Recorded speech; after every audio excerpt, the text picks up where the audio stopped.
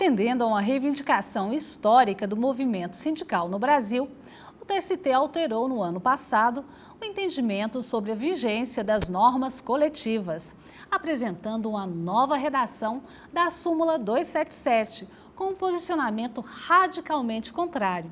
A iniciativa causou espanto de uns e euforia da classe trabalhadora. Pelo novo dispositivo, fica instituída a chamada ultratividade. Mas o que vem a ser ultratividade? Para falar sobre o assunto, nós recebemos em nossos estúdios o juiz do trabalho, Rodrigo Dias da Fonseca, que é titular da Vara do Trabalho de Jataí, Goiás. Doutor Rodrigo, o que dizia o texto da súmula 277 e como ficou a nova redação? Bom, a súmula 277 do TST, originalmente e por muito tempo, tratou apenas da duração da sentença normativa, limitando ela a sua vigência no curso do tempo de seu vigor, né, da sua previsão. E os juízes, nós juízes, utilizávamos, por analogia da mesma disposição, para interpretar a duração de acordos e convenções coletivas de trabalho. A primeira mudança que houve foi aquela em que transformou o conteúdo, aumentou o âmbito de aplicação da súmula também para os acordos e convenções coletivas de trabalho, limitando sua eficácia ao seu período estrito de vigência. Isso vigorou até recentemente, até o ano passado, quando sofreu essa última modificação, para determinar que a sentença normativa também, mas que os acordos e convenções coletivas têm sua vigência prolatada no tempo, mesmo após o seu período estrito de vigência previsto no próprio ajuste coletivo, até que sobrevenha uma nova convenção ou um novo acordo dispondo em sentido contrário.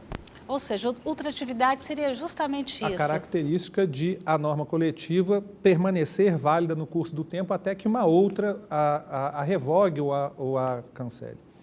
Alguns criticaram a mudança, afirmando que o TST até o momento não havia sinalizado de que teria um entendimento contrário ao que estava disposto na súmula 277. Você concorda? Olha, o TST, na verdade, já sinalizava isso à SDC no que diz respeito a prazo de vigência da sentença normativa. Mas isso acaba nem sendo uma surpresa tão grande.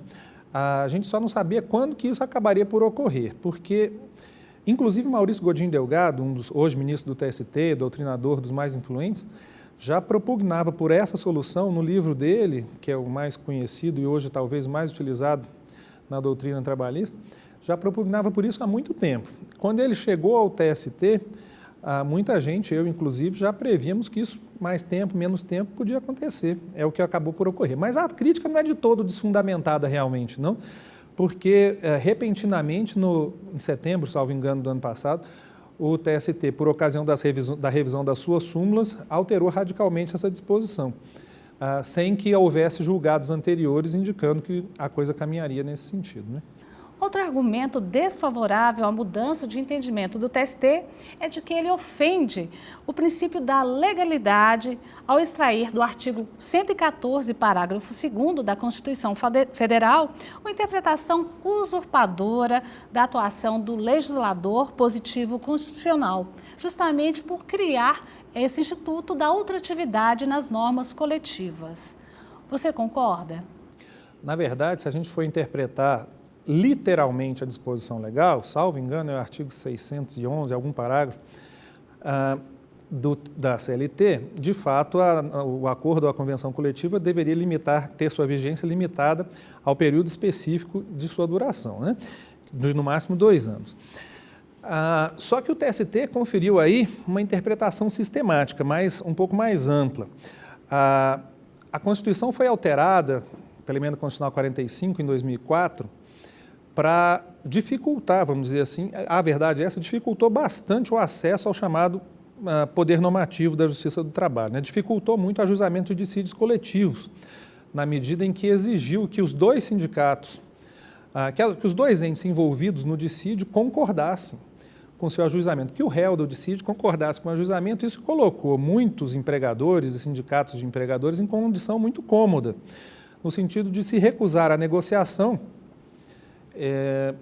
tendo em vista a vantagem que disso adviria, porque a norma coletiva anterior chegaria ao término do seu prazo de vigência, haveria uma anomia aí, nenhum direito ali previsto seguiria em vigor, e a recusa à negociação faria com que todos os direitos antes conquistados pelo trabalhador nas negociações coletivas anteriores ficassem soterrados.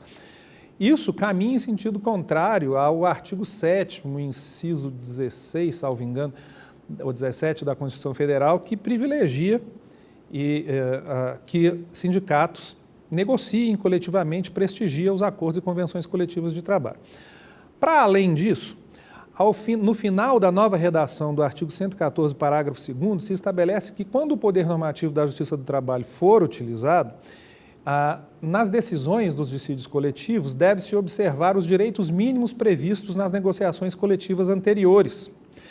Sinal eloquente de que o que foi previsto nas negociações coletivas anteriores, mesmo já terminado o seu prazo de vigência, continuaria em vigor, porque menos do que aquilo o TRT ou o TST não poderia decidir no caso não poderia diminuir os direitos. Bom, o argumento contrário a esse entendimento é o daquela limitação de prazo prevista na própria CLT. Só que o sistema imaginado pela CLT não configura, não traz, não embute a hipótese da anomia jurídica, de um período de vácuo jurídico, sem norma nenhuma protetiva, que acabou acontecendo a partir da Emenda Constitucional 45, quando havia a recusa dos sindicatos em negociarem. No sistema da CLT, quando faltassem 60 dias para o término de um período de vigência de uma convenção ou de um acordo coletivo, caso o acordo sucessivo ainda não tivesse sido firmado, era necessário que o sindicato ajuizasse o dissídio coletivo. E toda a ideia disso é que nesses 60 dias o dissídio fosse julgado de tal forma que quando terminasse o prazo de vigência da convenção anterior, imediatamente já houvesse uma sentença normativa, ou um acordo, se fosse possível, um acordo ou uma convenção, logo subsequente. Logo não haveria nenhum período de anomia jurídica, de vácuo jurídico aí. O que vinha acontecendo, em prejuízo ao equilíbrio das relações entre os atores do direito coletivo do trabalho. Tudo junto, o TST resolveu adotar a tese da ultratividade condicionada, né? Ou seja, as condições de trabalho fixadas nas convenções e nos acordos não aderem permanentemente aos contratos, mas o fazem até que uma norma coletiva sucessiva venha dispor em sentido contrário. E os trabalhadores, eles saem fortalecidos com a nova edição da súmula 277? Essa é a ideia, pelo menos a ideia que se privilegie a negociação coletiva. Por trás de toda essa construção jurídica aí, está o pressuposto de que os sindicatos de empregadores não terão mais motivos para se negarem à negociação coletiva, tendo em vista que, se o fizerem, os direitos previstos na convenção ou acordo anterior seguirão vigentes. É uma faca de dois gumes, na verdade, porque é possível que sindicatos de empregadores, por exemplo, não é que se recusem a negociar, mas se recusem a ir além do que antes já foi concedido, na medida em que há o natural temor de que, posteriormente, não consiga mais retroagir à situação pretérita, né? Ninguém sabe exatamente qual é o desfecho que isso vai ter, se isso será positivo ou negativo. A expectativa, obviamente, é que seja positivo, do contrário, o TST não teria adotado essa mudança de entendimento.